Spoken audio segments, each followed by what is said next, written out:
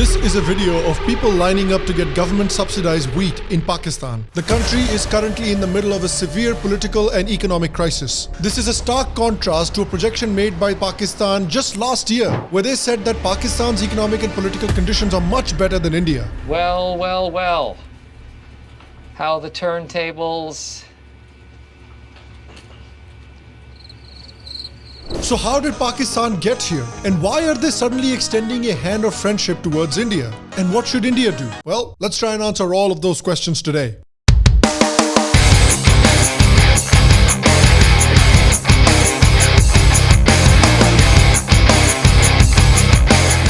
See, Pakistan is like that R-rated meme of that one girl, five guys right now. One country which is being pounded by many serious issues. One of those serious issues is the economic crisis. The Pakistani foreign exchange reserves have reached a historic low of just over $4 billion. That's not even enough for a month of exports. Which is funny because the Ghazwa-E-Hind country has $4 billion in foreign exchange reserves, while Hind has nearly $600 billion in foreign exchange reserves. Looks like Ghazwa-E-Hind might need to do some begging a Hind. But it's not as if everything is decreasing. The inflation in Pakistan is increased up to 24%. What's that? Oh, that's not a good thing. Well, there you go. Who are you, man? And why are you in my house?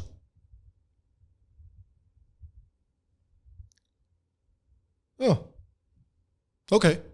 This economic crisis is being compounded by a severe food shortage. Because remember, in 2022, Pakistan faced some devastating floods, where 1/3 of Pakistan's area was basically washed out by floods. Food inflation was already high and floods further impacted the crop, the continuing Ukraine war, and a rise in food prices globally. So what's the possible solution?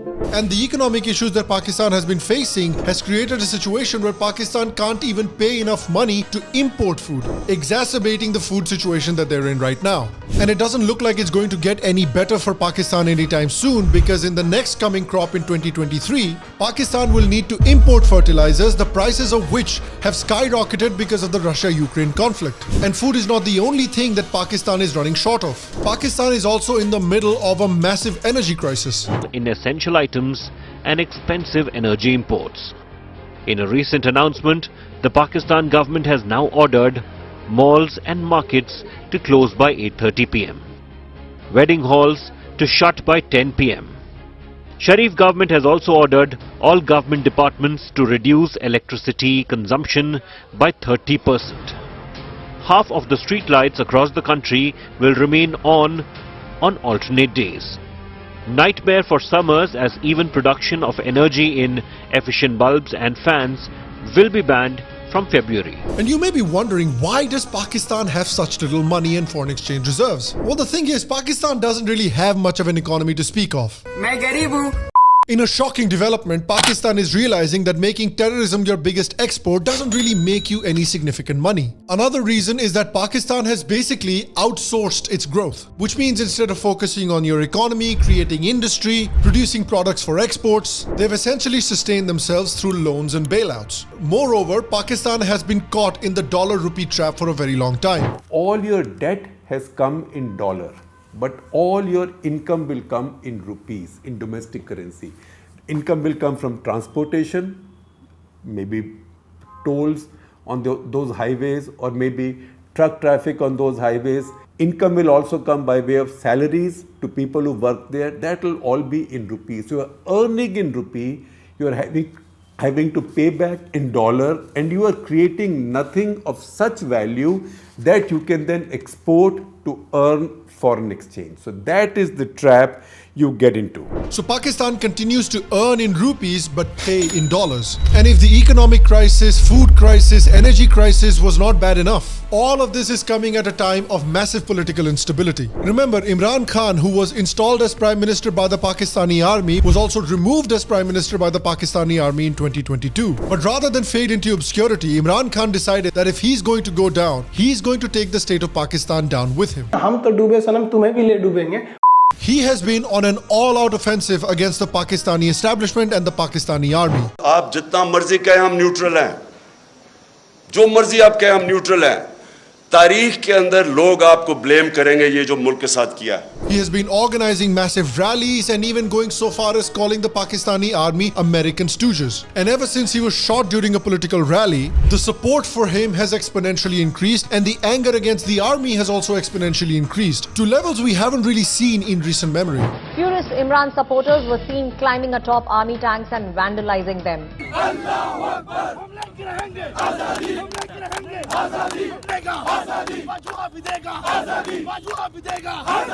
In fact, Imran Khan has gone so far as to threaten that he is willing to even let Pakistan get disintegrated if it means that the Pakistani army will lose power. Remember that Imran Khan is also a supporter of the Taliban. तो जब वो तालिबान की हुकूमत आई तो ये पहली दफा एक ऐसी हुकूमत आई जो प्रो पाकिस्तान थी. हमारे इनसे ताल्लुकात थे क्योंकि हमने इनकी अमेरिकन से भी और गनी हुकूमत से भी Pakistan ने facilitate की थी talks. And this is relevant because Pakistani Taliban is also gaining in strength and aims at gaining territory within Pakistan as the Pakistani army and state is dealing with the economic, food and political crises. So the snake that Pakistan basically nurtured to bite India and Western Kafirs is now threatening to swallow the state of Pakistan whole. In fact, the Pakistani Taliban has gone so far as to announce a parallel government in Pakistan. The parallel TTP government has also announced its own cabinet, a cabinet which consists of various ministries. There's defense, judiciary, information, education, intelligence, economic affairs, political affairs, a fatwa issuing authority, even a department of construction. And we wonder what this department will construct. Perhaps a wall marking its territory. Now you must be thinking, why is the Taliban against Pakistan? Both of them are Islamists, both of them should have the same ideology and work together. Well, you're right that they both have the same ideology and Taliban was also created with the help of Pakistan. But at the end of the day, remember that the Taliban are also Afghan nationalists who do not recognize the Durand line, which is the border between Afghanistan and Pakistan, who believe that the Pashtun majority area of the northwest frontier province of Pakistan should be reintegrated back into Afghanistan. They also believe that if they can drive the United States out of Afghanistan and they can gain control of Afghanistan, then they can probably also drive the Pakistani army out of Pakistan and gain control of Pakistan. Which is ironic because when the United States left Afghanistan, Pakistan was very happy as they were thinking that they would be able to use the Taliban to then attack India and take over Kashmir. And now they're selling donkeys to make money and the Taliban is threatening to take over their country. Well, well, well. How the turntables... And so already you have fledgling independence movements in Balochistan, Sindh and Pakistan-occupied Kashmir. On top of that, Pashtuns of the Northwest Frontier Province have also been protesting against the Pakistani government for a very long time. They've offered their support in a big way to Imran Khan. And so it's entirely possible that they may support the Taliban, which has many Pashtuns in it, over the Pakistani government, which can create a civil war-like situation in Pakistan. So now, what options does Pakistan have? Well, see, Pakistan has always only had one option, which is going begging around the world. They've already been bailed out by the IMF a total of 22 times, and they're out there looking for money yet again. Welcome to the programme. We start in Geneva, where the United Nations Secretary General has called for massive investments to help Pakistan recover from last year's devastating floods.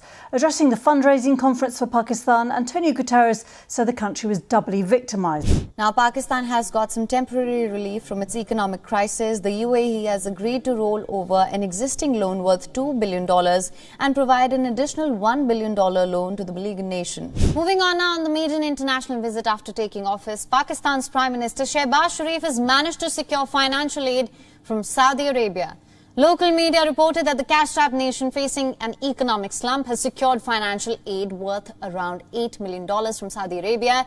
The aid is a relief for the South Asian nation. और हम आज 75 साल बाद आज कशकोर लेके फिर रहे हैं और हम इधर देखते हैं तो कर्जा, इधर देखते हैं तो कर्जा, उधर देखते हैं कर्जा, पीछे देखते हैं कर्जा.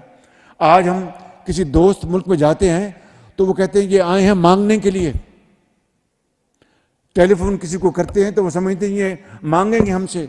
And I believe this is precisely why Pakistan is extending its hand of friendship towards India. They've seen how in the recent past, India has helped out many of its neighbors like Sri Lanka, Nepal, Bhutan and even Bangladesh in times of need. But I believe India should wait and watch. Because there's an old saying which says, don't interrupt your enemy when he's making a mistake. Because remember, whenever India has extended a hand of friendship towards Pakistan, the only thing it has received in return have been wars and terrorism. Remember the many wars Pakistan has fought and lost against India. Remember the decades of terrorism, the Parliament attack, the Pathankot attack, the 26/11 attack, the Kashmir insurgency and the genocide of the Kashmiri Hindu population. Pakistan follows the ideology of Muhammad Ghori to a T. They will beg for mercy from Prithviraj Chauhan and then come back and stab Prithviraj Chauhan in the back as soon as they are in a stronger position. So right now India needs to bide its time. Shore up the western border, make sure that the instability and the nonsense that is happening in Pakistan doesn't spill over into India, and focus more on BIMSTEC and its trade and relationship with the Eastern Asian countries. And if India wants to help at all, I believe that it should leverage the strong position that it's in